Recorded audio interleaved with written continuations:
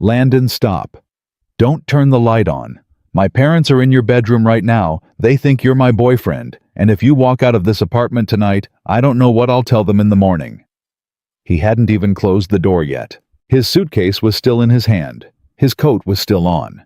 And Victoria Sinclair, his roommate, his roommate, was standing 3 feet away from him in the dark hallway, whispering like the walls had ears, with an expression on her face he had never seen in 8 months of sharing a kitchen. She looked afraid. Victoria Sinclair did not look afraid of anything. If you're watching this for the first time, hit subscribe right now, drop your city in the comments below, and stay with me until the very end. Let's see how far this story goes. Landon Brooks had survived a lot of things. He'd survived a divorce that gutted him quietly over 18 months. He'd survived the first night alone in an apartment that still smelled like his ex-wife's candles. He'd survived learning to braid his daughter Cora's hair from a YouTube tutorial at 11:30 on a school night, his big hands fumbling with a tiny elastic band while she sat patient and trusting between his knees. He was good at surviving, but standing in his own hallway at 1 in the morning, coat still on, suitcase still in hand, staring at Victoria Sinclair's face in the dark, he felt something he hadn't felt in a long time. He felt completely unprepared. "Say that again," he said, slowly. From the beginning. Victoria grabbed his wrist and pulled him inside. She closed the door behind him. Not a slam, a careful, controlled click, and turned to face him in the low light of the living room lamp she'd left on. Just one lamp. Like she'd known the dark would be easier for what she had to say. "My parents are here," she said. "They flew in from Boston yesterday. No warning, no call. My mother knocked on that door at 4 in the afternoon with a rolling suitcase and her decision face on, and by the time I understood what was happening, they were already inside." Landon set his suitcase down. "Okay." "They asked about you." "Okay." "I told them we were together." The word "together" landed in the apartment like something dropped from a height. Landon did not move. He did not blink. He simply stood in the middle of his own living room and looked at the woman across from him. This precise, composed, professionally terrifying woman who ran a company with 200 employees and never in 8 months had raised her voice, lost her keys, or apologized for anything she didn't mean, and he said very quietly, "How long?" 8 months. "That's when you moved in." "I know." "So as far as your parents are concerned, we got together the week I moved in?" "Yes." He turned, walked 3 steps toward the kitchen, turned back. This was what Landon did when he needed to think he moved. Small circuits. Cora called it his thinking walking. "Victoria, why didn't you just tell them the truth?" "Because the truth," she said, and something sharp entered her voice, "is that I'm 34 years old. I'm the CEO of a company I built from nothing. I live with a man I'm not dating, and the last person I was supposed to marry decided my ambition was a personality flaw. And my mother—" She stopped, drew a breath. "My mother had a look on her face when she walked through that door, Landon. A look I haven't seen in 2 years. Like she was worried about me. Like she'd been worried about me for a long time and had finally decided to come see for herself." The apartment was quiet. "And you couldn't take that away from her," he said. Victoria looked at him. "No, I couldn't." He understood that. He understood it in the part of himself that still remembered being the parent of a child who cried and not being able to fix the thing that was wrong, just absorbing the weight of the worry and deciding it was worth carrying. He understood the specific, impossible calculus of protecting someone you loved from a truth that would hurt them for no good reason. He didn't say any of that.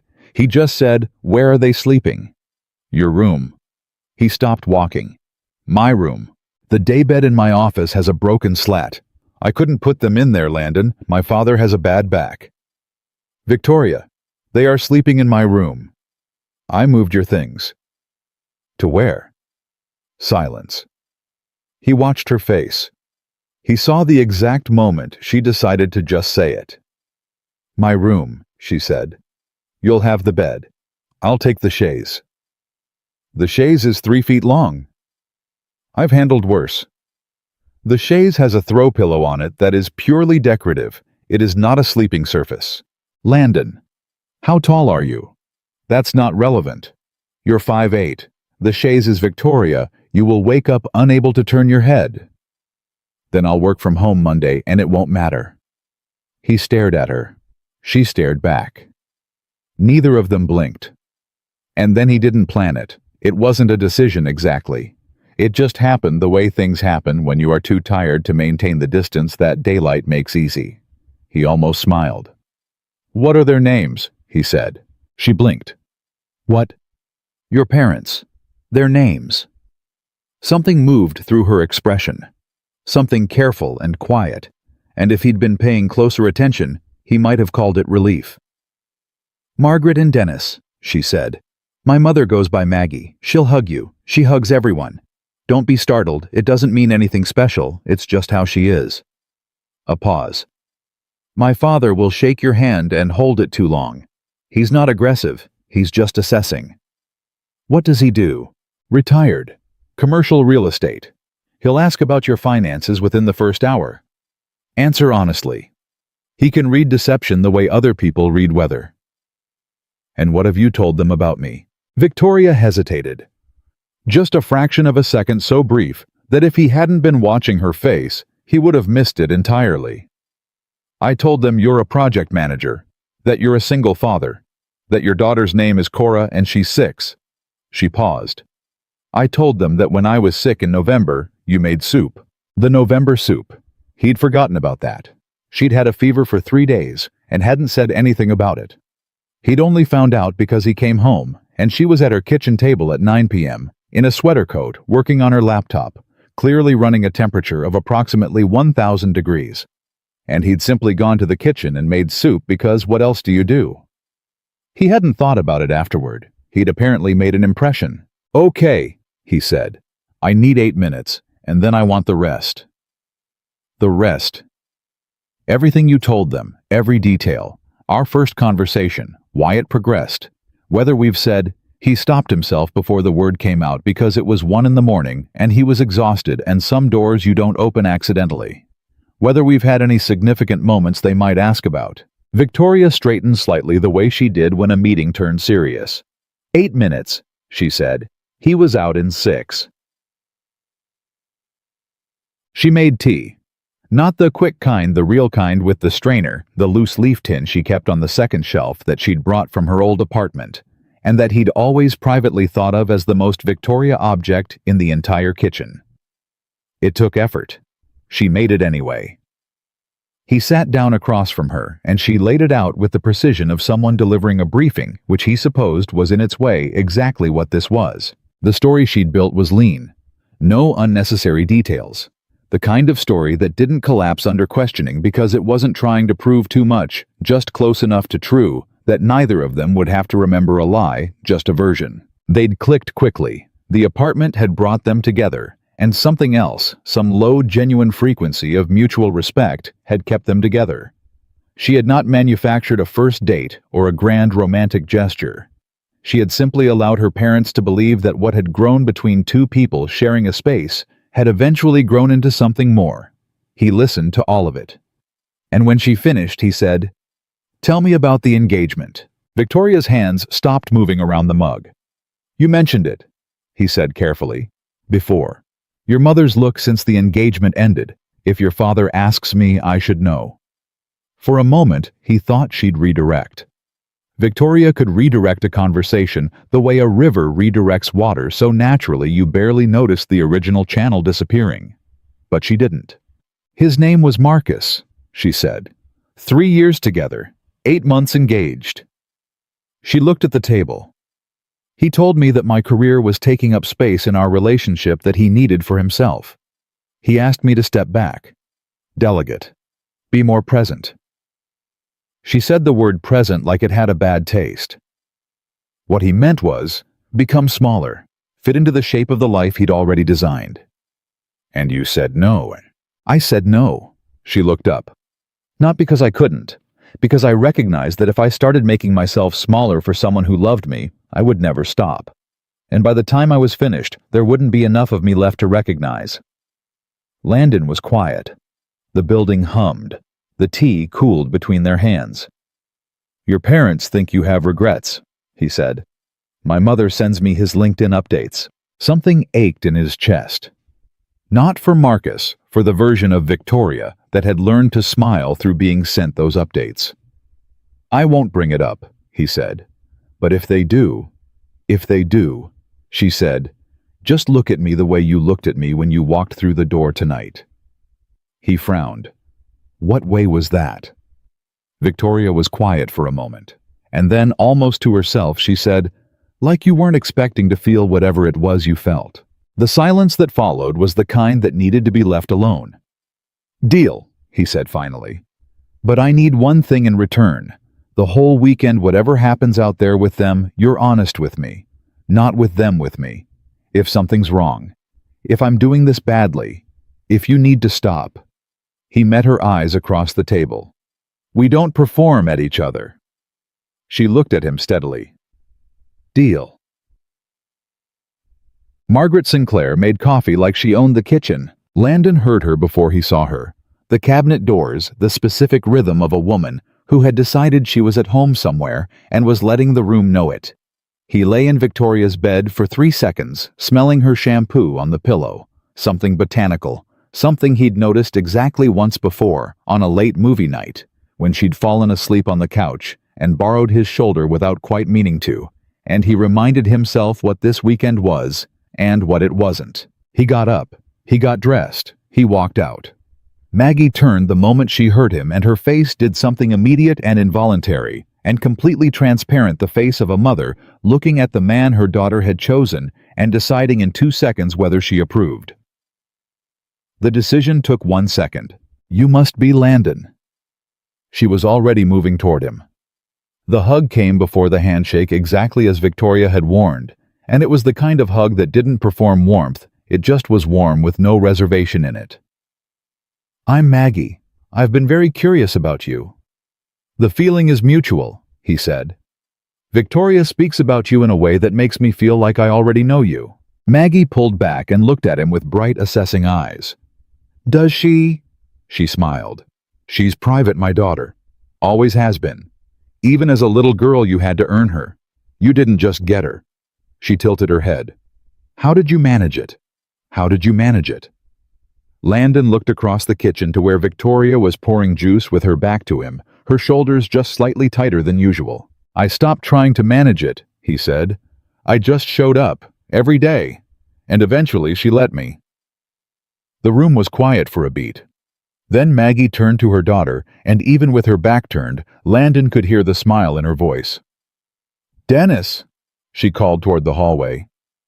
"Come meet him. I already like him." And from behind the bedroom door, Dennis Sinclair's voice came back deep, dry, unhurried. "Give me 2 minutes, Margaret. A man has to prepare himself to be interrogated in his own son-in-law's kitchen." Son-in-law. The word hit the room like a stone hitting still water. Victoria set the juice pitcher down on the counter. Didn't turn around. Her hand was steady. Landon picked up a coffee mug, said nothing, kept his face even. But inside his chest, something he'd been carefully ignoring for 8 months shifted just slightly.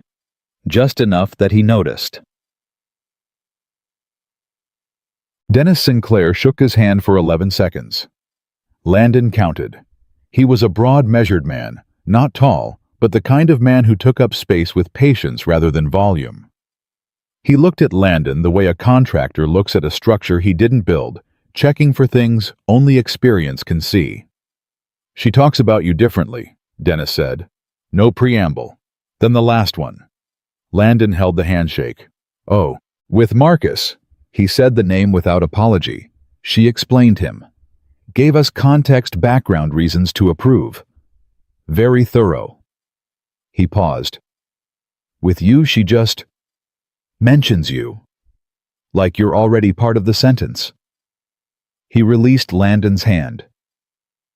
"I've found in 72 years that the people we explain are the ones we're convincing ourselves about, and the ones we just mention." A slight nod. "Those are the ones who've already gotten in." Landon didn't look at Victoria. He reached past Dennis, poured a second cup of coffee, and handed it to him. "I take it black," Dennis said. "I know," Landon said. "Victoria mentioned it." Dennis looked at him. A long look.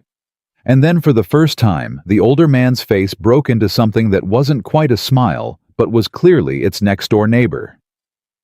"Sit down," he said. "I want to hear about this daughter of yours." And somewhere across the kitchen, behind the sound of juice being poured and Maggie's warm, unstoppable chatter, Landon heard Victoria release a breath she'd been holding since 1 o'clock in the morning. He sat down. And without quite meaning to, without a plan, without permission, without any of the careful architecture he usually built around his own feelings, he started to tell the truth. Not about the lie. Not about the roommate arrangement or the fake 8 months or the conversation in the dark hallway. The truth about Cora.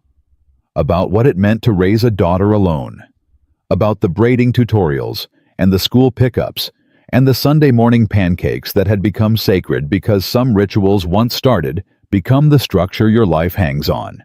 He talked, and Dennis listened, and Maggie stopped pretending to focus on breakfast because she was listening too. And Victoria stood at the kitchen counter with her back half turned, and he couldn't see her face, but he saw her hand flat on the counter, fingers spread pressing lightly against the surface, like she was steadying herself, like something in the room had shifted that she hadn't prepared for, like the story she'd invented had started quietly without asking to become something that might be real. The weekend had begun, and Landon Brooks, who had only wanted 10 quiet seconds in a hallway, understood with sudden unwelcome clarity. The most dangerous lies aren't the ones we tell other people. They're the ones we tell ourselves about what we don't feel. Breakfast in the Sinclair family, Landon learned quickly, was not a meal. It was a negotiation. Maggie had taken over the kitchen the way weather takes over a landscape, not aggressively, not with announcement, just completely. By 7:15, she had found the good pan, located the eggs, discovered that Victoria kept her spices alphabetically ordered, and approved of this fact loudly, and had already asked Landon 3 questions that were not actually about what they appeared to be about. "Do you cook?" she asked, cracking eggs with one hand. "Enough to keep a 6-year-old alive and mostly happy," he said. "That's the real test. Anyone can cook for adults. Adults will eat anything if they're hungry enough and too polite to complain." She pointed the spatula at him. "Children are honest. What does Cora like? Pancakes on Sundays, grilled cheese on hard days, cereal when I've run out of better options, and I'm not proud of it." Maggie laughed, a real laugh, unguarded, the kind that arrived without permission. Dennis ate cereal for dinner twice a week until the boys were in high school. Don't let anyone make you feel bad about cereal. From the table, Dennis didn't look up from his coffee. The cereal years were survival years. I stand by them. Landon sat across from Dennis and felt the older man's attention shift back to him. Not hostile, just steady, the way a spotlight is steady, not trying to blind you, just illuminating. "Tell me about the project you just came back from," Dennis said. "Infrastructure audit in Dallas. 3 days on site. 2 days of follow-up meetings that could have been emails." He paused, but weren't. Dennis's mouth moved in what might have been sympathy. 40 years ago, that was called work. Now they call it collaboration. He said the word like it owed him money. "You manage a team. 14 people. You like it." Landon considered this question. Dennis, he had already understood, did not ask questions to fill silence. He asked them to see how you answered. "Most days. The days I don't like it are the days someone on my team is struggling and I can't fix the thing that's wrong. I can only manage around it. That bothers me." Dennis looked at him over the rim of his coffee cup. "Why?" "Because managing around a problem isn't solving it. It's just moving the damage somewhere less visible." A beat of silence. "Victoria," Dennis said, without looking away from Landon. "Where did you find this one?" From the hallway, where she had appeared silently, in the way she sometimes did present, without having announced her arrival, Victoria said, "He found me. I just said yes." She walked to the counter, poured herself coffee, and took the chair beside Landon with the natural ease of someone who had done this 1,000 times. Her shoulder was 3 inches from his. She didn't look at him. but her hand reaching for the sugar passed close enough to his that he felt the air move. He did not look at her hand. "So," Maggie said, setting plates on the table with the decisive energy of a woman calling a meeting to order. "When do we get to meet Cora?" The table went quiet in a specific way, the way it goes quiet when a question lands in the exact center of something unspoken. Landon looked at Victoria. Victoria looked at her coffee. 1 second passed. "She's with her mother this weekend," Landon said. "She comes back Sunday evening." "Oh, that's wonderful. We don't leave until Monday." Maggie sat down and smiled at him with the absolute uncomplicated warmth of someone who had already decided how this story ended. "So we'll get to meet her." Under the table, Victoria's knee pressed once briefly against his. Not a nudge, a signal. The kind of signal two people develop after months of navigating the same small spaces of reading each other's silences across rooms. He pressed back, lightly. "I know. I'll handle it." "She'd love that," he said, and the words came out steadier than he expected, and he wasn't entirely sure they were a lie. Dennis, watching both of them over his coffee, said nothing. But he saw. Landon could feel that he saw. The first real crack appeared at 10:47. Landon knew the exact time because he was washing the breakfast dishes Victoria had offered to help, and he'd said no without thinking. The way he always said no to help with dishes, because dishes were his thinking time, his quiet reset. And she'd given him exactly that without argument, which was one of the things about her he'd quietly cataloged and never examined too closely. He was at the sink when he heard Maggie's voice from the living room change register. Not louder, just different. The specific frequency of a mother who has stopped performing casual and started meaning it. "Baby, I just want to ask you something and I need you to hear it without getting defensive." He turned the tap down. Not off. Down. Victoria's voice even and controlled. "I'm not going to get defensive, Mom. The company. The hours." A pause. "Are you happy?" Silence. "I'm successful," Victoria said. "That's not what I asked." Another silence. Longer. "I'm building something," Victoria said. "I'm in the middle of it. You don't get to ask if you're happy when you're in the middle of building something. You ask that when it's finished." "And when will it be finished?" No answer. "Victoria."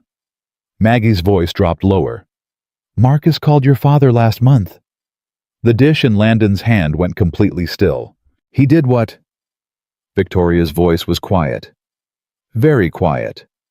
The kind of quiet that precedes a very precise storm. "He called. He said he'd been thinking, that he'd made mistakes, that he missed you." "Mom, I'm not telling you to call him back. I'm not saying that. I'm saying I want you to know that you have options, that the life you're building doesn't have to be solitary. It's not solitary. I have Landon. I know you have Landon." A pause. "Baby, does Landon know everything he's signing up for? Because the man I watched at that table this morning, he's a good man. He's a real man. And good men deserve to know what they're choosing." The tap was still running. Landon reached over and turned it off. He stood at the sink for a moment, hands wet, not moving. Then Dennis appeared in the kitchen doorway, holding his coffee cup, looking at Landon with the expression of a man who knows he just walked into the aftermath of something. "She told her about Marcus," Landon said. It wasn't a question. Dennis didn't look surprised that he'd heard. Maggie operates on the principle that saying the hard thing early saves everyone a harder thing later. He paused. She's usually right. It's deeply annoying. Landon dried his hands. "Did you know he called?" "I was in the room." Dennis looked into his cup. "I didn't stop her from telling Victoria. I also didn't encourage it." He looked up. "For what it's worth, I thought that man was wrong for my daughter the first time I met him. Something about the way he looked at her, like she was a prize he'd won." He set the cup on the counter. "You don't look at her like that." "How do I look at her?" Dennis considered this with the seriousness the question deserved. "Like you're paying attention," he said finally. "Like what she says matters after she's finished saying it. Landon said nothing. That's rarer than it should be, Dennis said, and walked back to the living room. Tug. Victoria found him on the narrow balcony 20 minutes later. She didn't say anything right away. She stood beside him, not close, just present, and looked out at the street below with the face she wore when she was processing something too large to rush. "You heard," she said finally. "Some of it." "How much?" "Marcus called your father." Her jaw tightened. "I didn't know that." "I know you didn't." She was quiet for a moment. Then, "I'm sorry. This weekend was already an imposition, and now there's this, which is a different kind of imposition, and I didn't plan for Marcus to be part of it." "Stop apologizing." "I'm not apologizing. Victoria, stop." She stopped. He turned to look at her. Properly. The way you look at someone when you've decided the careful distance isn't serving either of you anymore. "Are you okay?" he asked. Something moved through her face. Not breakdown. Victoria didn't break down. But something close to the edge of the wall she kept around herself, something that acknowledged the wall existed. "I'm fine," she said. That was very fast. "I'm a fast processor." "You're a good avoider." Her eyes cut to him. "Excuse me." "I said what I said." He held her gaze. "The deal was honesty. With me. Remember." She looked at him for a long moment. And then something in her shoulders almost imperceptibly came down. "He called my father," she said. "Marcus. He called my father to ask about me, and my father didn't tell me, and my mother just used it as an opening to ask if my relationship with you is real enough to make me happy." She exhaled slowly. "And I'm standing here trying to figure out which part of that I'm most angry about." "Which part are you most angry about?" She was quiet for 3 full seconds. "That she's not wrong," she said. "That's the part. She's asking the right question. She just doesn't know how complicated the answer is." Landon turned back to face the street. "How complicated is it?" No answer. And somehow, that was the loudest thing she'd said all morning. The afternoon arrived with the particular domestic weight of a day that has already held too much by noon. Maggie suggested a walk. Dennis said his knee disagreed. Maggie told his knee it was outvoted. They left at 1 o'clock, coats on Maggie already talking before they cleared the door. The apartment went quiet. It was the first time Landon and Victoria had been alone since the kitchen table at 2 in the morning, and the silence between them had a different texture now, fuller. Like the morning had added weight to it without asking permission. She was at her desk, working or performing the motions of working. He sat on the couch with his laptop doing the same. For 20 minutes neither of them spoke. Then Victoria said without looking up, "She's going to ask you tonight." He looked over. "Ask me what?" "Whether you love me." She said it the way you'd report weather. Flat. Factual. "She'll find a moment probably after dinner, probably when it feels natural enough that you won't see it coming. And she'll ask, directly, because that's how she operates." He closed his laptop slowly. "What do I say?" Victoria looked up then, and the look on her face was something he hadn't seen before. Not the CEO face, not the composed roommate face, not even the careful, controlled face she'd worn in the hallway at 1 a.m. This was something else. Something underneath all of those. "Tell her the truth," Victoria said quietly. "Victoria, the truth is complicated." "Then tell her the complicated truth." She looked back down at her screen. "She'll respect that more than anything perfect." He sat with that for a moment. Then, "What if the complicated truth is something you're not ready to hear?" She didn't answer right away. A full 10 seconds passed. "Then tell me after she's gone," she said, "and I'll figure out how to handle it." His phone buzzed on the cushion beside him. He picked it up. A text from Cora's mother, Michelle. "She keeps asking if she can call you. She says she has important news about a frog she found." He stared at the message. And despite everything, the lie, the breakfast table, The balcony conversation, the question he'd just asked, and the answer he hadn't gotten, he felt something loosen in his chest. The specific gravity that only Cora produced. The weight that was also somehow the thing that kept him from floating away entirely. He showed the phone to Victoria without thinking. She read it, and for the first time all day, genuinely, without performance, without calculation, she smiled. "Call her," she said. "Your parents will be back in an hour." "Call her now. She found a frog Landon. That's time-sensitive information." He called. Cora answered on the first ring with the energy of someone who had been waiting for this exact moment since approximately dawn. "Daddy, I found a frog.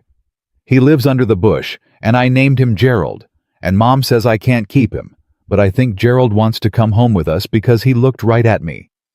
Gerald sounds like a very discerning frog.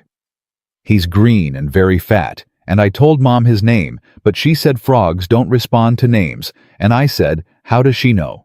Victoria had moved. He hadn't noticed when, but she was sitting on the couch now, not across from him, beside him, close enough that when Cora's voice came through the phone, when her small, certain, utterly uncontainable personality filled the room, Victoria was close enough to hear every word.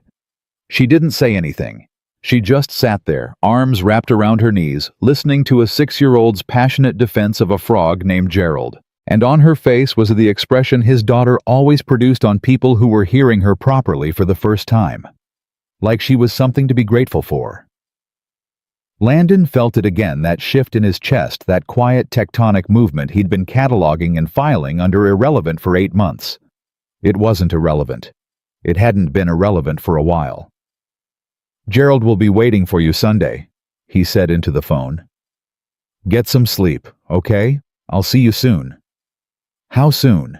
"Sunday. Sunday is forever away. It's one day bug. That's forever in frog time. Good night, Cora." "Good night, Daddy. Tell Victoria hi." He looked at Victoria. She was already looking at him. "She says hi," he said. Victoria reached over, and before he could think about it or she could stop herself, she took his phone and said into it, "Hi, Cora." The shriek of delight from the other end was loud enough that both of them pulled back from the phone, and then Victoria laughed. Completely. Without the CEO, without the composed roommate, without the woman who had spent all morning carefully managing a lie. Just laughed, phone pressed to her ear, eyes bright, cheeks flushed. "Yes, Gerald sounds very distinguished," she said. "Absolutely a frog with good judgment." Landon watched her. He watched her talk to his daughter with the ease of someone who had already without announcement made space in herself for a small and wonderful human being. And the wall he'd been keeping between himself and the truth of the last 8 months developed quietly and without fanfare, a crack it was not going to recover from. Maggie and Dennis came back at 2:43. Maggie walked in carrying a paper bag from the bakery 3 blocks away and announced she'd bought things for dessert tonight and also for tomorrow's breakfast, because planning ahead is an act of love, and don't let anyone tell you otherwise. Dennis sat down, looked at Landon and Victoria on the couch, the two of them not quite touching but close enough that the space between them had become a different kind of space than it had been at breakfast, and said nothing. But he looked at his wife. And Maggie looked back. And between them passed the specific wordless communication of two people who have been reading the same room together for long enough that they don't need language for it anymore. Landon saw the look. He understood with sudden and uncomfortable clarity that Dennis and Maggie Sinclair were not here because they were worried about their daughter. They were here because they already knew something about their daughter that their daughter hadn't admitted to herself yet. And they had come with their rolling suitcase and their decision faces and their 2 long handshakes, not to interrogate, but to witness. Maggie set the bakery bag on the table, put her hands on her hips and said, "Who wants tea before dinner? I'm making it regardless. I just thought I'd ask." And Landon looked at Victoria, and Victoria looked at him. And neither of them said anything, but something in the look acknowledged what they both now understood. This weekend was not going the direction either of them had planned. It was going somewhere more dangerous, more honest, and if he allowed himself the thought for just a moment, before filing it away somewhere he was increasingly unwilling to walk away from. "Tea sounds good," he said. Maggie smiled, like she'd already known he'd say that. She probably had.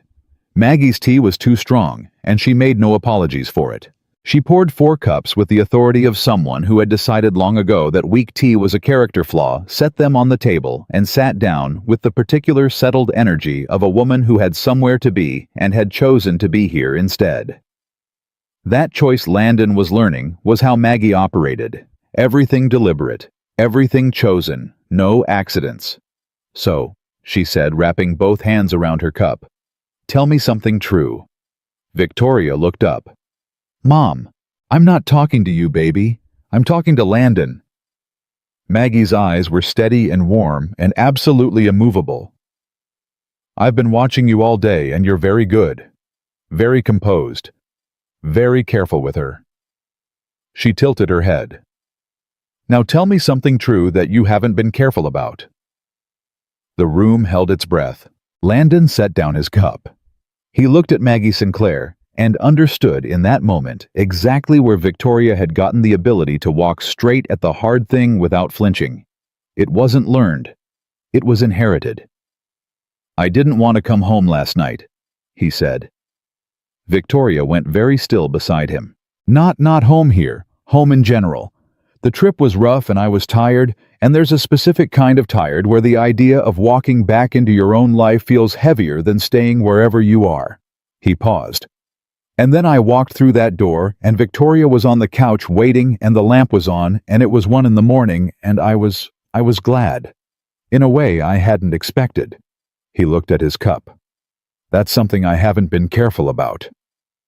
Silence. Maggie looked at him for a long moment. Then she looked at her daughter. Victoria was staring at the table. Her jaw was set. Her eyes were bright in a way that had nothing to do with the tea. "Good," Maggie said simply, and picked up her cup. Dennis from the armchair said, "Now was that so hard?" "Dennis," Maggie said. "I'm just asking." "You're being smug. I'm being satisfied. There's a difference." He looked at Landon over his glasses. "She cried when she moved out of our house. Did she tell you that?" "Dad?" Victoria's voice was sharp. "Not when we were watching. After. Your mother found a voicemail she'd left herself. Audio note, she called it. Said she was recording her feelings for what was it, Maggie? Processing purposes. Maggie said the way you'd say it about someone else entirely. Processing purposes." Dennis nodded gravely. 43 seconds of crying, and then she cleared her throat and said, "Okay, moving on." He looked at his daughter. "You've been moving on since you were 9 years old, Victoria. It doesn't mean you have to keep moving." The silence that followed was the kind that doesn't need to be filled. Victoria stood up. She picked up her cup and her mother's cup and walked to the kitchen, and the sound of the tap running was the sound of a woman buying herself 30 seconds she needed badly. Landon did not follow her. He understood without being told that following her right now would be wrong, that she needed the 30 seconds the way he needed the 10-second hallway ritual as a private threshold between what she felt and what she was willing to show. He looked at Dennis. Dennis looked back. "She's going to be all right," Landon said. It wasn't reassurance. It was statement of fact. Dennis nodded slowly. "I know. I've always known that." A pause. "I just want her to know it too." Yeah. Dinner was Landon's idea. Not because he was trying to perform anything by this point in the day. The performance had quietly dissolved around the edges, replaced by something that felt uncomfortably close to just being there. But because it was 5:30, and Maggie had been on her feet since 7, and Dennis's knee was genuinely bothering him, and Victoria had emerged from the kitchen 30 seconds later with perfectly dry eyes and the expression of someone who had decided to keep going, and Landon knew what to do when a person had decided to keep going. You gave them something useful to do with their hands. "Chicken or pasta?" he said, already moving to the refrigerator. Victoria blinked. "What?" "For dinner. I'm cooking. Chicken or pasta?" "You don't have to." "Victoria, chicken or pasta?" A beet. Pasta, she said. Good choice. He looked at Maggie. Can you chop? Maggie was already standing. Can I chop? Dennis, this man just asked me if I can chop. He doesn't know you well enough yet, Dennis said. Give him time. Within 10 minutes, the kitchen had reorganized itself into something that surprised Landon in its naturalness. Maggie at the cutting board, moving with the efficiency of someone who had fed a family for 4 decades. Dennis pulling himself to the kitchen doorway because the conversation was better in there, and his knee could manage the standing Victoria beside Landon at the stove, in a silence that was no longer uncomfortable, that had shifted somewhere during the afternoon into the kind of silence that means 2 people are thinking about the same thing without having to announce it. You dice onions wrong, she said, watching his hands. There's no wrong way to dice an onion. There are 17 wrong ways. You're doing at least 4 of them.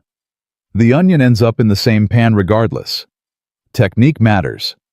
You sound like my 8th grade math teacher. Your 8th grade math teacher was probably right. Maggie at the cutting board was smiling with her back to both of them. Dennis caught Landon's eye and looked away quickly with the studied neutrality of a man pretending he's not witnessing something. Give me the knife, Victoria said. I have the knife. Landon. Victoria, I have been feeding myself and a child for... She put her hand over his on the handle. Not grabbing, just placing. Her palm over his knuckles steady and warm, and she said quietly, close enough that only he could hear it. Let me show you. He let go of the knife. She showed him. Properly, with the blade angle and the rocking motion, and the specific way you curl your fingers so you don't lose one.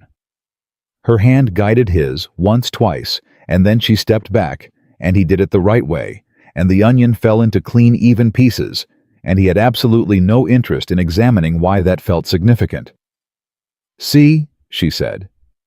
I see, he said. From the doorway, Dennis said, Maggie. I heard, Maggie said without turning around. Neither of them elaborated. They didn't need to. The twist arrived at 8:17 while the plates were being cleared. Landon was at the sink. Victoria was putting away the leftover pasta with the methodical focus she brought to all domestic tasks, which was to say, complete concentration, as if properly storing food was a problem worth solving fully. Maggie was telling a story about a neighbor's dog from their street in Boston that had somehow gotten into a city council meeting, and Landon was half listening and genuinely smiling at it when Dennis set down his glass and said conversationally without particular weight, Marcus is in New York. The plate in Landon's hand did not slip. He held it. He kept his face forward. Victoria turned from the refrigerator slowly. What did you say? He's based in New York now. Took a position here 8 months ago. Dennis looked at his daughter without apology. I found out when he called. I didn't mention it because your mother and I disagreed about whether it was relevant. And you decided now was the time. Victoria's voice was even. Dangerously even. The kind of even that is not calm, that is calm's expensive imitation. Your mother decided during the walk. Dennis glanced at Maggie. I was outvoted. He reached out because he heard about the company. Maggie said the story about the dog gone, her voice careful and direct. He said he'd been following your success, that he'd been thinking about his choices. His choices, Victoria repeated. Baby. He ended the engagement, Mom. He handed me back the ring in a restaurant because he thought I'd be embarrassed to cry in public. Her voice stayed level. He was wrong about that too. The kitchen held very still. Landon dried the plate, set it down, turned around. He did it slowly, deliberately, not inserting himself, just making himself visible, present. The way you stand next to someone, not to speak for them, but so they know the ground behind them is solid. Victoria saw him. Her eyes moved to his face for just a second, and something in her expression shifted. Not relief, not gratitude exactly, just the slight unclenching that comes from not being alone in a room where you're being asked to bleed. I don't want to see him, she said, to her parents, clear and final. If that's what this is leading to, I don't want to see him. That's not what this is, Maggie said quickly. I wanted you to know, so it wasn't a surprise if you ran into him. New York is large, but it isn't that large, and I didn't want you to be ambushed. I'm fine, Victoria said. You keep saying that. Because it keeps being true. Maggie looked at her daughter for a long moment, with the expression of a woman who loves someone too much to agree with them, and too much to push further right now. Then she looked at Landon. The look said something he translated without difficulty as "watch her tonight. She'll tell you she doesn't need it. Watch her anyway." He gave a small nod. The kind you'd miss if you weren't looking. Maggie stood up. "I'll make dessert," she said. "Dennis, come help me." "My knee." "Your knee can manage a kitchen for 10 minutes. They moved to the far end of the kitchen with the graceful efficiency of two people who have been making tactical exits for 40 years. The distance wasn't much. This was an apartment, not a house, but it was enough. Victoria stood at the counter and looked at the refrigerator door and said nothing. Landon moved to stand beside her. Not close, just beside. "You don't have to be fine," he said quietly. "I know." "Are you—" A long pause. "He's been in New York for 8 months, she said. "The same 8 months the same 8 months we've—" She stopped, started again differently. "He knows people in my industry. What if he's heard things? What if he comes to an event and I have to—" She pressed her lips together. "I handled it then. I can handle it again." "I know you can." "Then why does everyone keep looking at me like I might not—" "Because handling something and being okay are two different things," he said, "and you're very good at handling things and not always great at admitting when they cost you." She looked at him sharply. He looked back. He wasn't backing down from it. That was the deal: honesty both directions. Something in her face moved through several expressions, quickly defensiveness, then recognition, then something quieter that she didn't quite close off in time. "He called my father," she said, barely above a whisper. "He called my father to ask about me, and my father didn't tell me, and I have been sitting across from my parents all day, performing contentment, while they sat on information that—" She exhaled. "I'm not devastated about Marcus. I want to be clear about that. I'm angry. That's different. I'm angry that he gets to be in New York, and curious about my success, and nostalgic about his choices, while I've spent 2 years building something so solid that nothing can touch it. Nothing or no one." She went quiet. "Victoria." "Don't," she said. "I'm not pushing. I'm asking." She looked at him. The wall was right there, the one she'd built over 2 years, the one that had the CEO sign on the door, and the locked filing cabinet, and the carefully organized distance. He could see it. He could also see the crack he'd noticed earlier, the one Cora's laugh on the phone had put there, the one that Maggie's tea and Dennis's steady eyes and the knife lesson and this whole impossible day had been quietly widening. "Ask me later," she said softly. "Not now. Not with them 10 feet away." "Okay," he said. She nodded, straightened, picked up the dessert forks Maggie had set on the counter, and carried them to the table, and by the time she sat down, she was composed again, and she was also. And this was the thing Landon held on to quietly. She was also still there. Still in the room. Still choosing to be present in a way that the Victoria of 8 months ago, the one who had sent a precise and borderline intimidating email about apartment requirements, had not known she was capable of. After dessert, after Dennis's knee finally genuinely refused further social obligations, and he retired at 9:30 after Maggie hugged Landon goodnight, with the same unreserved warmth as the morning, but with something added to it, now, something that felt like acceptance, like a quiet formal welcoming. The apartment finally went still. Landon was on the couch. Victoria sat at the far end, legs tucked under her, a book in her lap she hadn't opened. The lamp was low. The building hummed. "She's going to ask you," Victoria said. "I thought she already did." That was the warm-up. Victoria turned a page she hadn't read. "Tomorrow morning, before they leave." She'll find a moment alone with you, and she'll ask directly. She paused. She'll ask if you love me. He didn't look away from the middle distance. You said tell her the complicated truth. I meant it. Okay. Okay. Okay. Victoria looked at him. Landon, what is the complicated truth? The question landed in the room like the first note of a song you suddenly realize you've been hearing for a long time without knowing it.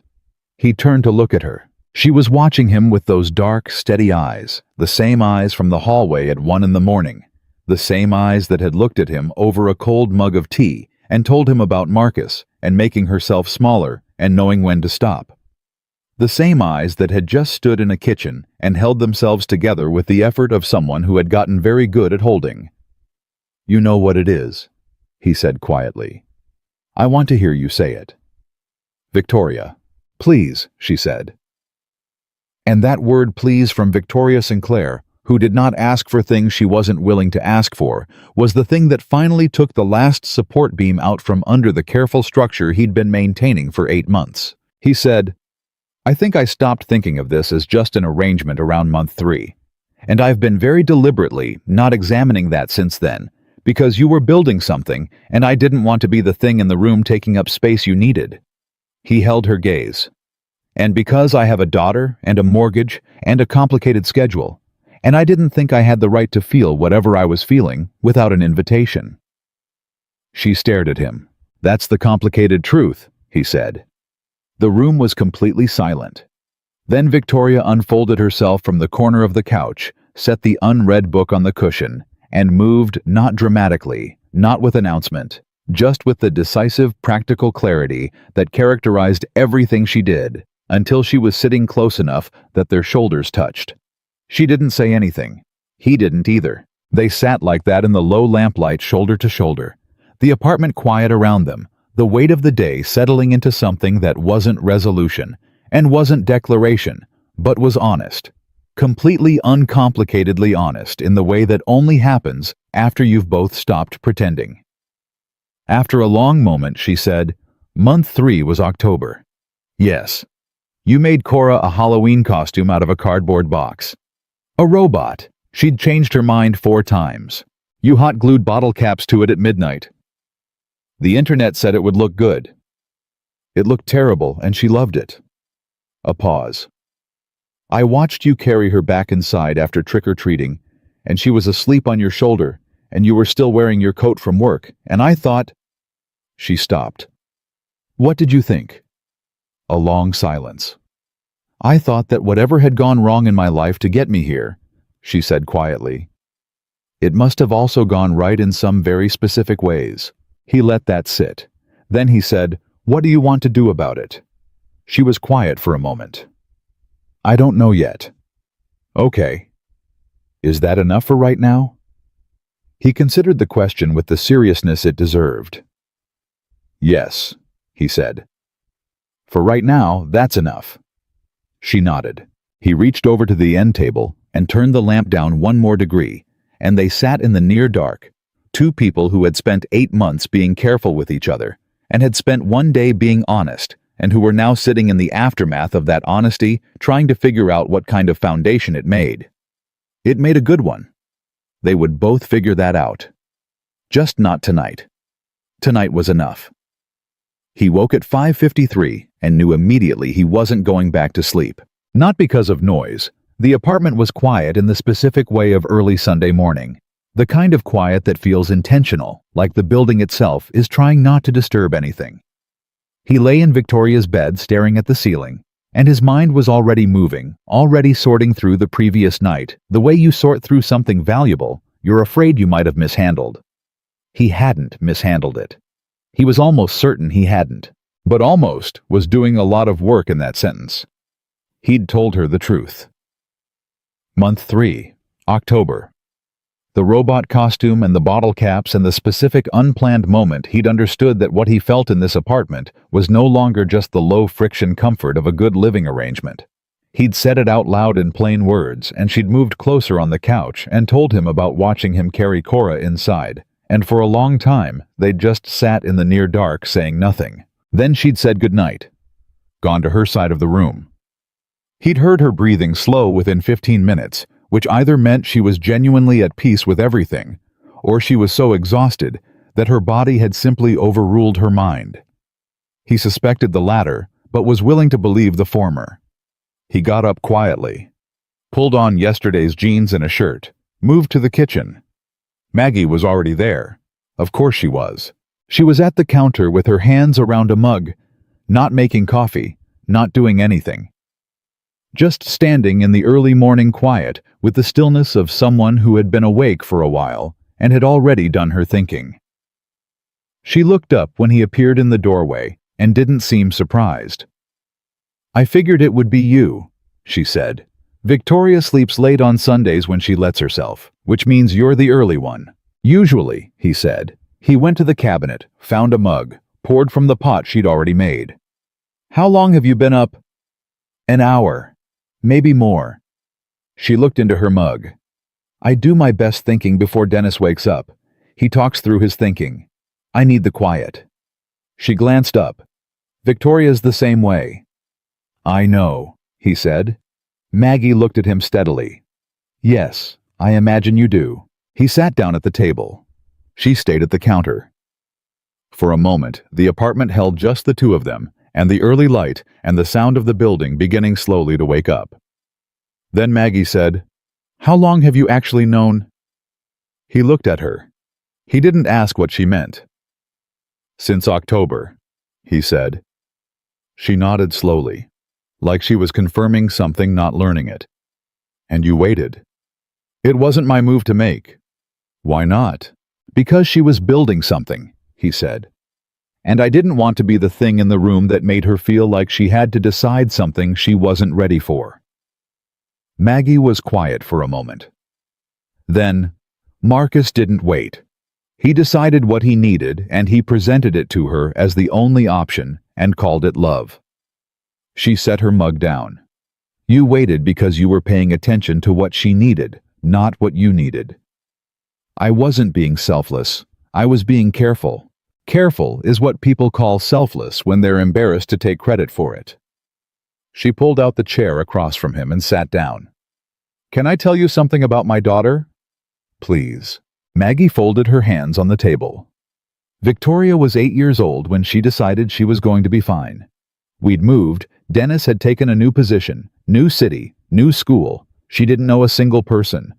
First week she cried every night. Second week she stopped." A pause. Not because it stopped hurting, because she decided that crying about something she couldn't change was inefficient. She said the word with the fond exasperation of a mother who has been living with a particular personality trait for 26 years. She has been efficiently managing her pain ever since. Landon wrapped both hands around his mug. "The engagement broke her," Maggie said quietly. "Not destroyed, she doesn't break that way. But it reached something underneath all the efficiency, because she had let herself believe for the first time in a long time that she could be loved exactly as she was. And then she found out she'd been wrong."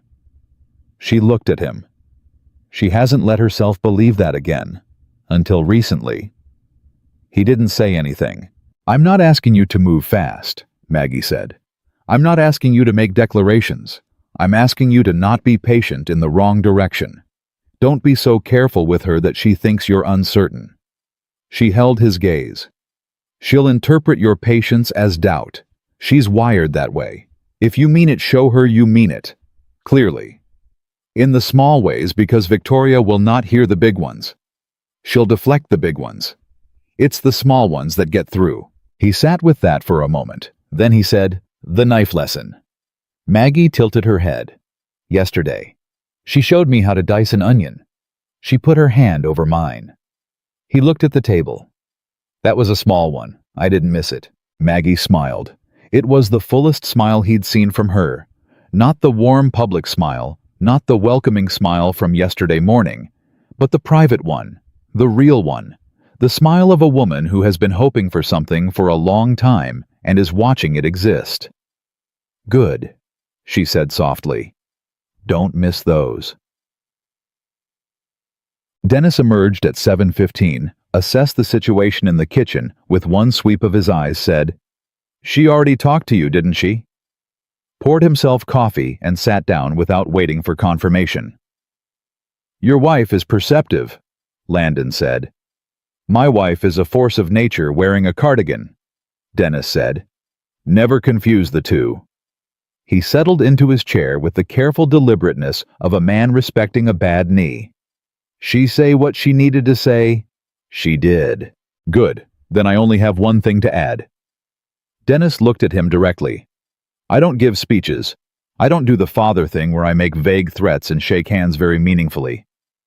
He paused. But I will say this. Victoria has spent 2 years being extraordinary alone. She's very good at it. She'll keep being good at it indefinitely if someone doesn't make a compelling enough case for the alternative. He drank his coffee. I think you're a compelling case. I thought so yesterday when you handed me my coffee without asking how I took it because you already knew.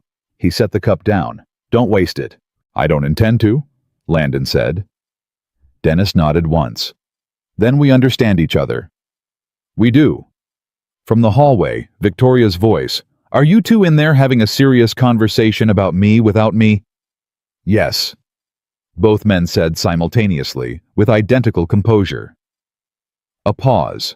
I need coffee before I deal with this, she said, and walked into the kitchen, and her eyes went immediately to Landon's face, the way they'd been going all weekend, quickly, assessingly reading whatever was there before she could stop herself, and whatever she found made her expression shift into something she smoothed away before it fully formed. She poured her coffee. She sat down. She looked at her father. What did you tell him? The truth, Dennis said. Which truth? That you're extraordinary alone, and it would be a shame if you stayed that way. He picked up his cup. He took it well. Victoria looked at Landon. He looked back. He didn't flinch from it, and he didn't make it into something large. He just let her see that he'd heard everything and was still sitting in the same chair. She looked away first, but not unhappily. I'm making eggs, she said, and stood up, and Landon stood up at the same time, and they moved to the kitchen together in the natural, unrehearsed tandem of two people who have been sharing a space long enough that their movements have learned each other's rhythms. Maggie watched this, said nothing, kicked Dennis gently under the table. Dennis said quietly into his coffee cup, I know. The morning moved the way Sunday mornings move when something is ending and everyone is pretending not to notice. Maggie packed with the systematic efficiency Victoria had clearly inherited, folding things with the precision of someone who had moved enough times to understand that how you pack reflects how you feel about leaving. Dennis checked flight times twice.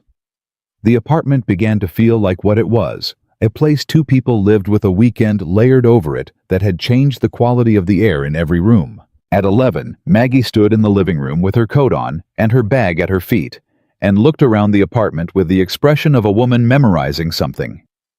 I like it here, she said. Not to anyone specifically, to the room. It feels like people actually live in it, not just occupy it. We do actually live in it, Victoria said. I know, that's what I mean. Maggie looked at her daughter. Your old apartment felt like a hotel you'd gotten comfortable in. This feels like home has happened here. Victoria glanced at Landon. He was looking at the refrigerator, at the crayon sunshine Cora had taped there 6 months ago that neither of them had ever taken down. Something in his face made Victoria look at it too, and for a moment, they both just looked at it, this small, lopsided crayon yellow sun drawn by a 6-year-old who had decided apparently that their refrigerator needed more light. Yeah, Victoria said softly. I think it has. Dennis shook Landon's hand again. 11 seconds this time, one more than yesterday. Landon counted and understood that the extra second meant something and accepted it. Maggie hugged Victoria for a long time. Long enough that Victoria, who did not usually sustain hugs, stopped trying to end it and just held on. Then Maggie hugged Landon, and in the middle of it, close to his ear, she said very quietly, She's going to push back. When it gets real. She'll find a reason it's complicated, or too soon, or not the right time. She pulled back and looked at him with clear, direct eyes. Don't let her. He nodded. She patted his cheek once with the firmness of a woman who had made her point and trusted it would stick. Then they were gone, and the apartment door closed, and the quiet came back, but different now. Not empty, just still. Victoria stood in the middle of the living room with her arms crossed, not because she was cold or defensive, but because it was what she did when she was feeling something she hadn't yet organized. He'd learned that too, sometime around month 4. They liked you, she said. I liked them. My mother cried in the elevator. She'll deny it. I know. He paused. Your father told me not to waste it. Victoria looked at him. Waste what? Whatever this is. He held her gaze. I told him I didn't intend to. She was quiet for a moment. He could see her mind moving, the processing, the cataloging, the Victoria-specific machinery of taking something emotional and turning it carefully in her hands to check all its angles before she allowed herself to feel it. Landon, don't, he said. She blinked. Don't what? Don't find the reason it's complicated. He said it steadily without accusation. Your mother warned me you would. I'm telling you in advance I see it happening, and I'm not going anywhere while it happens. Her mouth opened, closed. I have a daughter, he continued, and a complicated schedule and a mortgage, and none of that is going away. You have a company, and a pace, and a way of moving through the world that doesn't always leave room. I know all of that. I've known all of it for 8 months. He paused. I'm still here. I'm still in the same room. That's not an accident, and I think you know it isn't. The silence was the kind that comes after someone says the true thing. Not comfortable exactly, true things rarely land comfortably, but clean, unambiguous. Victoria unfolded her arms. She looked at him with the expression she'd worn in the hallway Friday night, that first moment before she'd started the speech she'd rehearsed, the unguarded half-second when he'd seen what was underneath. I don't know how to do this, she said. Carefully. With someone who has with Cora in the equation and everything that means. Her voice was steady, but the steadiness was effortful in a way she wasn't fully hiding. I don't know how to be with someone and not eventually become a problem for them. Marcus told you that. Marcus showed me that. Marcus, Landon said, wanted a different woman. You weren't a problem. You were just yourself, and he'd decided himself was the problem. He took a step toward her, not closing the distance, just reducing it. I have watched you be yourself for 8 months, in this kitchen, at that table, on the phone with my daughter talking about a frog named Gerald. He stopped. You are not a problem. You are the most specific, difficult, extraordinary not problem I have ever shared a lease with. Something cracked open in her face. Not tears. Victoria didn't produce tears easily, and when she did, they arrived without warning and were gone just as fast. But the thing behind them, the real thing, the 8 months of proximity and trust and small, uncatalogued moments, and the specific loneliness of being someone who is excellent at everything and hasn't been truly known by anyone in a very long time. That's the most romantic thing anyone has ever said to me, she said, and her voice was the driest it had ever been, and also the most undefended. He laughed. He couldn't help it, a real laugh from somewhere genuine, the kind that belongs to relief rather than humor. She laughed too. Just briefly, but actually, and in the small warm quiet afterward she crossed the remaining distance herself and stood in front of him and looked up at his face with those dark, steady eyes that had been reading the room and managing the situation and processing the feelings for the entire weekend, and she said, Okay. Okay. Okay? She held his gaze. I'm not saying I have it figured out. I'm saying okay, I'm in the room. I'm not moving on. A pause. Don't make me say it more clearly than that today. I haven't slept enough. Okay is enough, he said. She nodded, stepped back, looked at the refrigerator, at the crayon sun. She drew that in September, she said. I remember the day. She used the entire yellow crayon. She was very committed to the project. She taped it up herself. You were in the kitchen and she asked me to lift her and I did, and she pressed it against the door very seriously and then said, There, now it's sunny in here. He looked at the drawing, then at Victoria. "You never told me that." "No," she said. "I kept it." She looked at him quietly. "I kept a lot of things. I just didn't have a category for them yet." He understood. He'd been doing the same thing, filing moments in drawers labeled irrelevant, maintaining the careful distance, respecting the unspoken boundary they'd both been observing for 8 months, without either of them officially drawing the line. The line, it turned out, had never existed. They'd both been standing on the same side of it the entire time. His phone buzzed. He looked down. Michelle. "She's asking every 10 minutes if it's Sunday yet. Also, Gerald has apparently escaped. Condolences." He showed it to Victoria. She read it. And her face did the thing it had done on the phone yesterday, that complete unguarded opening, the full smile, the real one, the one that had no strategy in it. "Poor Gerald," she said. "He probably found somewhere better to be. Or he found exactly where he was supposed to be and settled in." She handed the phone back. Her fingers brushed his. She didn't pull back immediately. "You should clean your room before she gets here. Your parents, her grandparents, had it for 2 nights. My parents," he said, "are very tidy people, and I'll have you know, my father makes a hotel-quality bed." "Dennis does not make a hotel-quality bed. I checked before I put fresh sheets on this morning." He stared at her. "You put fresh sheets on?" "Obviously." "When?" "5:15, before your sentimental kitchen conversation with my mother." She was already moving toward the hallway. "The bathroom also needs attention, and there are 2 of Cora's drawings still in your bag from Dallas that she'll want to see on the refrigerator." She paused, looked back at him. "Next to the sun, there's space on the left side." He looked at her. This precise, impossible, extraordinary woman who had moved his belongings into her room and put fresh sheets on a bed at 5 in the morning and kept the memory of a September afternoon when his daughter taped a crayon drawing to the refrigerator, and had spent all weekend loving people well while pretending she didn't know how. "Victoria," he said. Thank you. For the weekend." She met his eyes across the hallway. Something passed between them. Not declaration, not the large gesture she would have deflected, not anything that needed a name yet.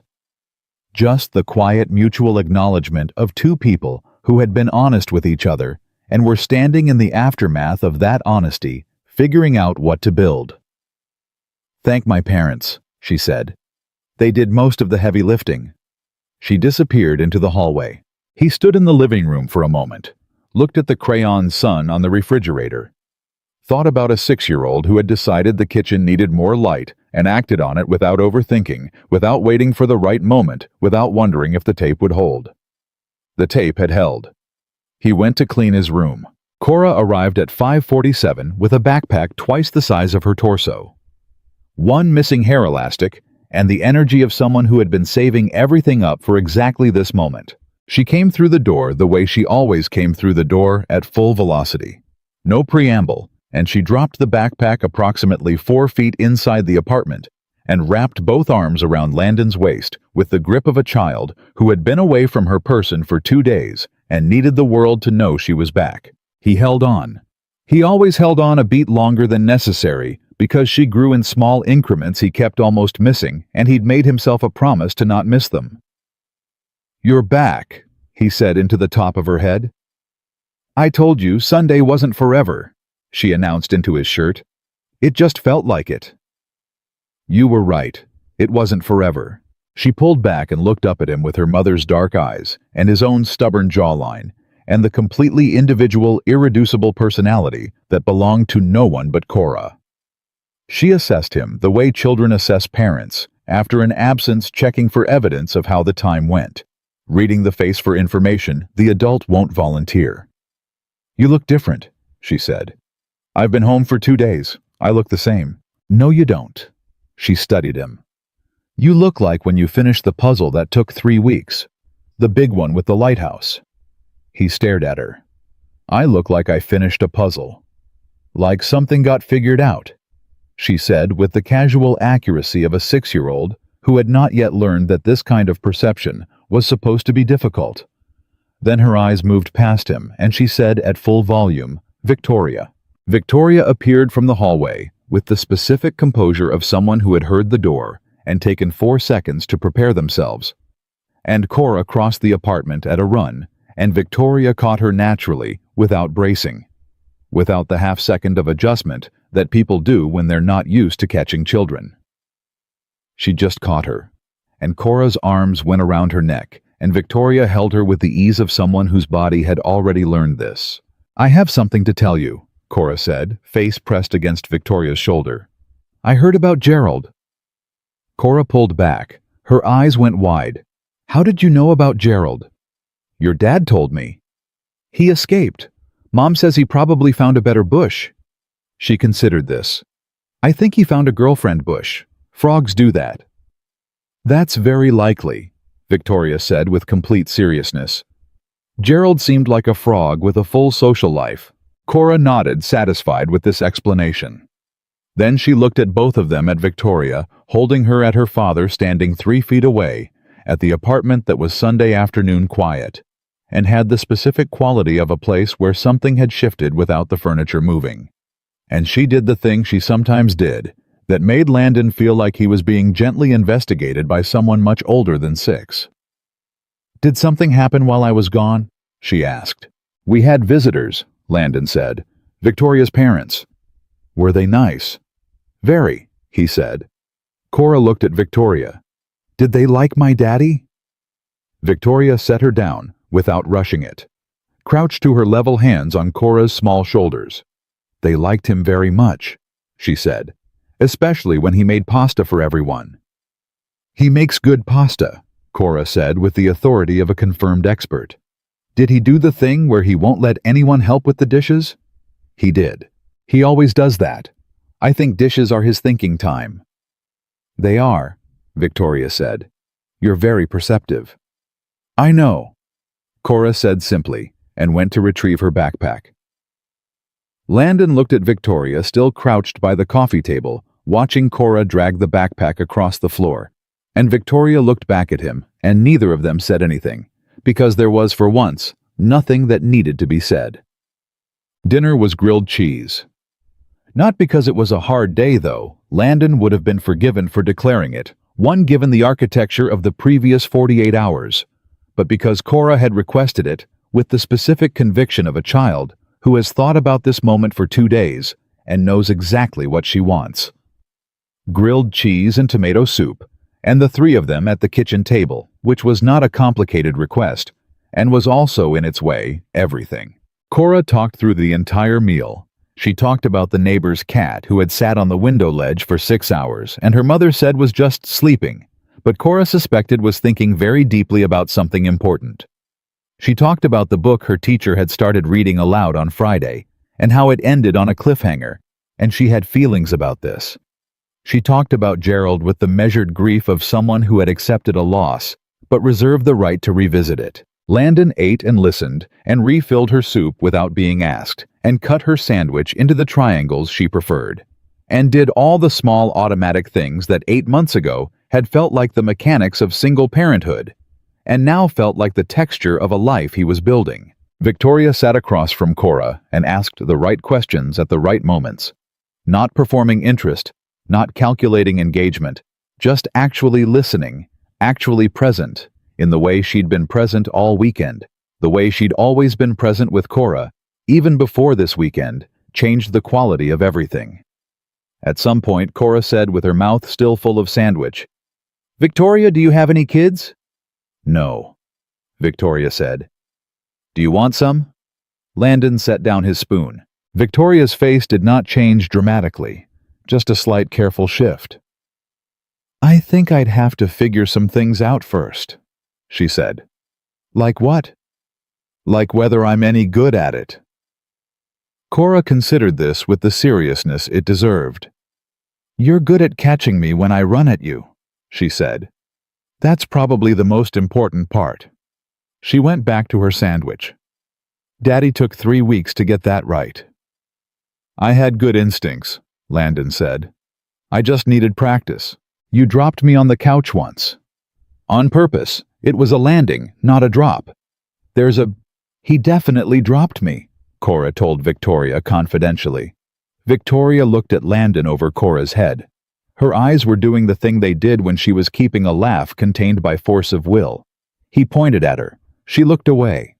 Under the table, her foot found his. Brief contact, then she moved it. He noticed. He noticed in the specific way he'd been noticing small things for 8 months and filing them away, and this time, he did not file it under irrelevant. He put Cora to bed at 8:15. This was the ritual, the non-negotiable, the sacred thing. Landon did not rush bedtime. He had read somewhere that children measure love in minutes, that the length of the bedtime ritual is one of the metrics a child uses to understand their own importance, and whether or not that was scientifically accurate, it had lodged in him and never left. Tonight, she wanted 2 books. He read 2 books. Tonight, she wanted the lamp left on low. He left it low. Tonight, she wanted to know if Victoria was still going to be there in the morning. He stopped. "Why do you ask?" he said. Cora pulled her blanket up. She had her mother's habit of considering things before she said them, which she had not inherited from Landon's side, and he'd always found it both foreign and impressive. "Because she looks at you like you look at Sunday pancakes," she said. "Like something she's looking forward to." He was quiet for a moment. "Is that okay with you?" "Obviously," she said, with the mild exasperation of a child addressing a question whose answer should have been self-evident. "I picked her. Remember, when you put up the room's ad and 3 people wrote back, I picked the email that said she was neat and serious and didn't like reality television. You were 5. You didn't read the emails. You read them to me. As a joke." "I pointed to hers," Cora said firmly. "I chose correctly." She settled into her pillow. "Will she still live here? Or is it changing?" "I don't know yet," he said. "But whatever it changes into, you'll know about it before it happens. That's a promise." She accepted this with the gravity of a child who understands the weight of a promise and files it accordingly. "Okay," she said. "Good night, Daddy." "Good night, Bug." He turned off the overhead light, left the lamp low, closed the door almost all the way, and stood in the hallway for exactly 10 seconds.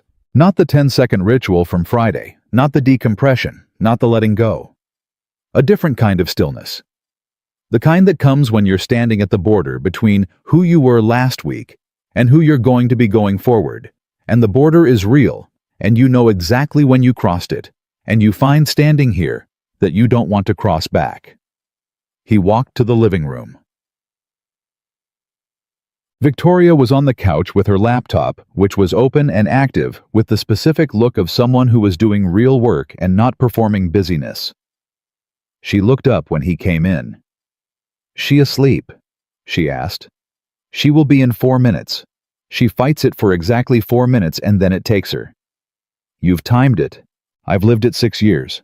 He sat in the armchair. Not the couch, the armchair, because some things you say better with the distance that lets both people breathe. She asked if you'd still be here in the morning. Victoria closed the laptop. "What did you tell her?" "That I didn't know yet." He held her gaze. "What should I have told her?" The question landed. He watched it land, watched Victoria's face move through its processing sequence, the quick assessment, the angle, checking the search for the exit she'd promised herself she'd stop using. She didn't use it. "Tell her yes," she said. He looked at her steadily. "Victoria, I'm not saying I have a plan. I'm not saying I've figured out the architecture." She set the laptop on the cushion beside her. "I'm saying yes. She should know yes." A pause. "I should have said it last night instead of okay. Okay was cowardly. Okay was honest. Yes is more honest."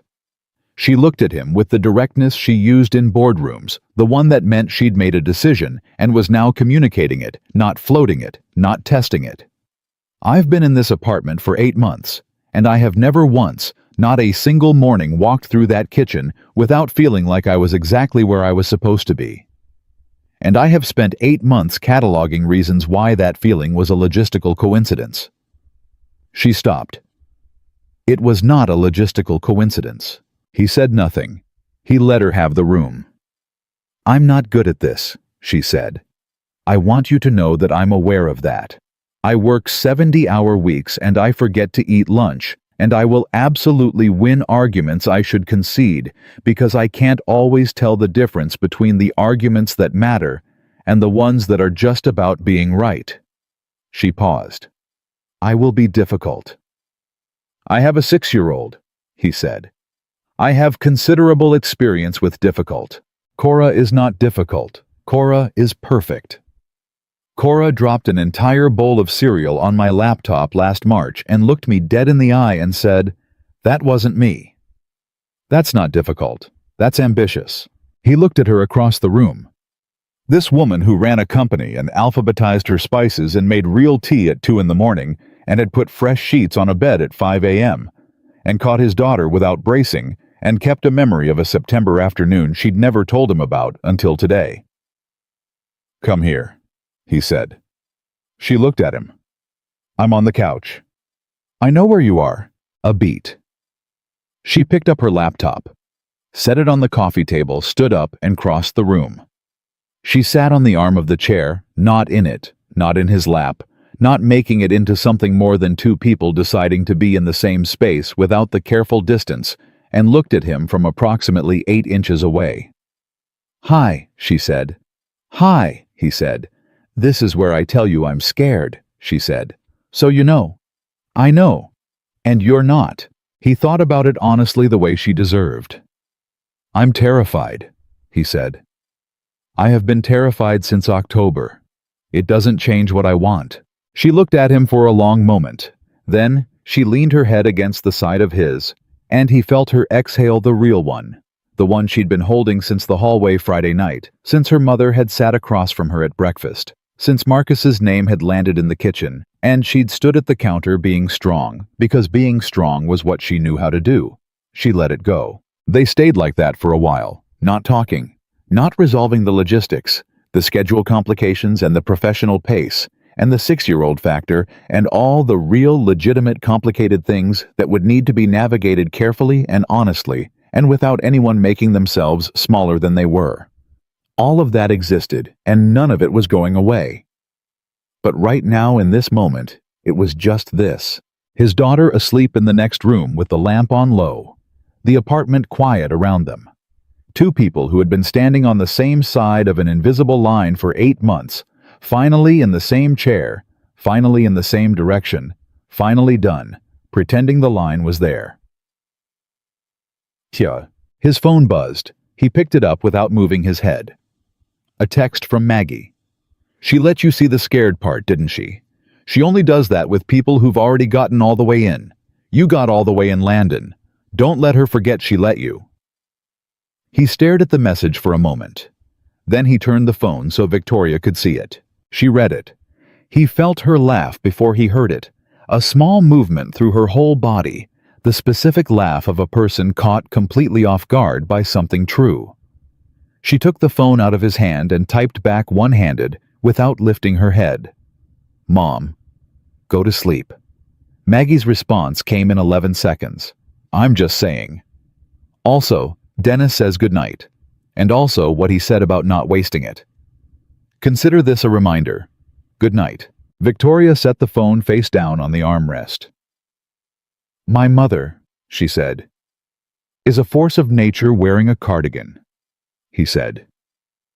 She looked up at him. "She told you that?" "Your father did." "Of course he did." She settled back. "They're going to be insufferable about this. Christmas is going to be a whole event." "Christmas," he said. "I'm just noting it on the calendar." "You're planning Christmas. I'm noting it exists. It's a separate thing." But there was something in her voice, something warm and trying not to show it, that he recognized because he'd been filing it away for 8 months under a label he was finally allowed to read accurately. She was happy. Not the managed, processed, efficiently handled version. The real kind. The kind that shows up uninvited in a voice when you're trying to sound practical. "Cora's going to want to decorate," he said. "Obviously. She goes very heavy on the tinsel." "I'll manage." She also has opinions about where the tree goes, strong ones. Landon.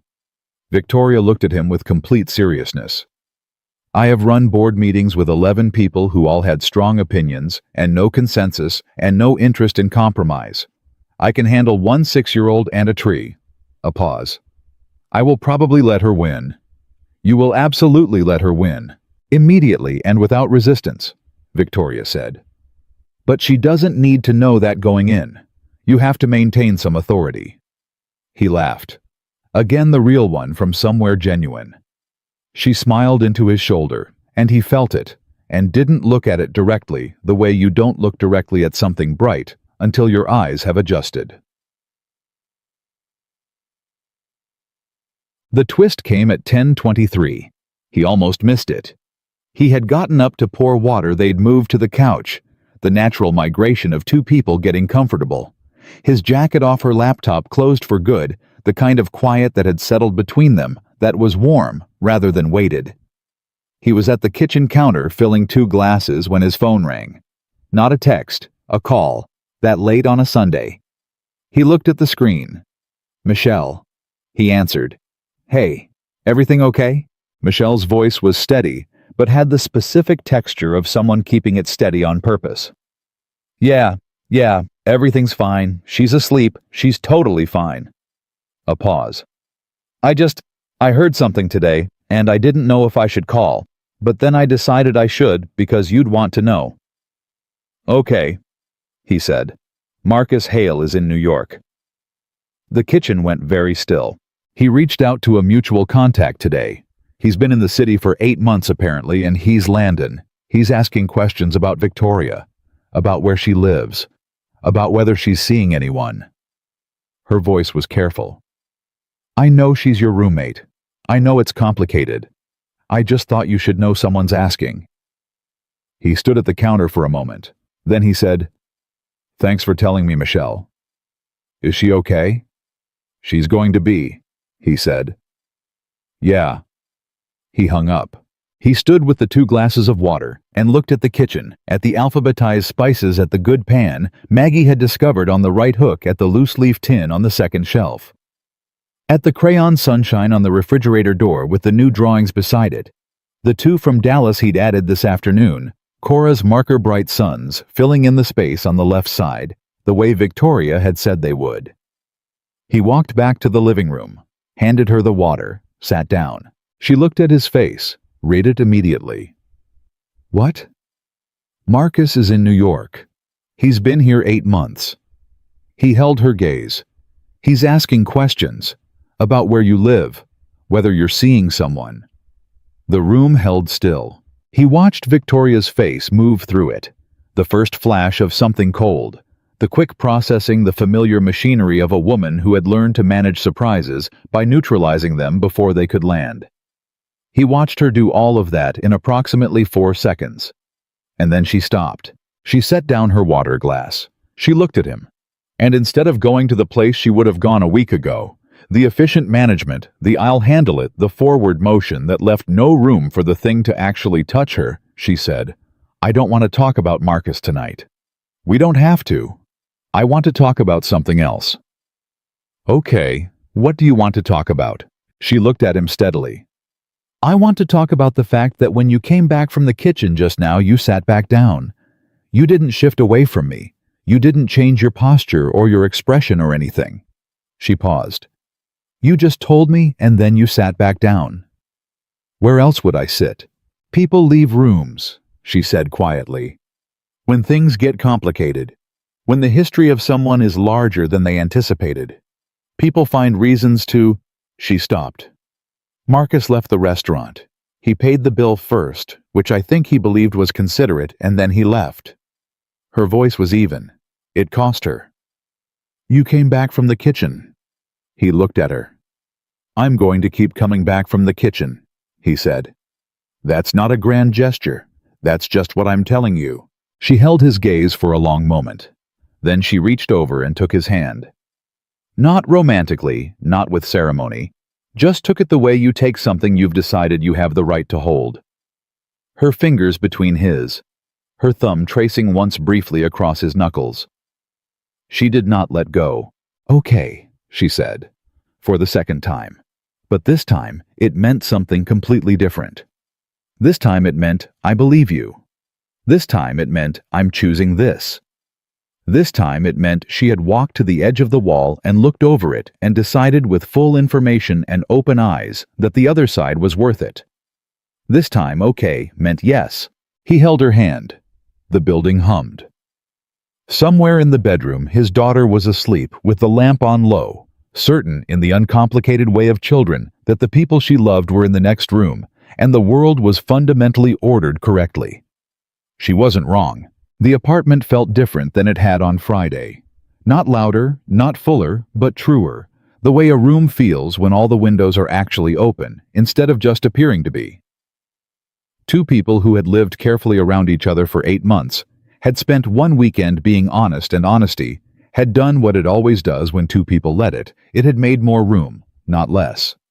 Landon Brooks had come home from a work trip looking for 10 quiet seconds in a hallway.